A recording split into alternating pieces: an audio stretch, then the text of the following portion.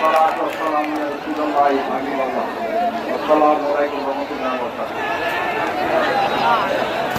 হাতি লোকান্তরে এখানে লক্ষ হাতি দেখা যাচ্ছে।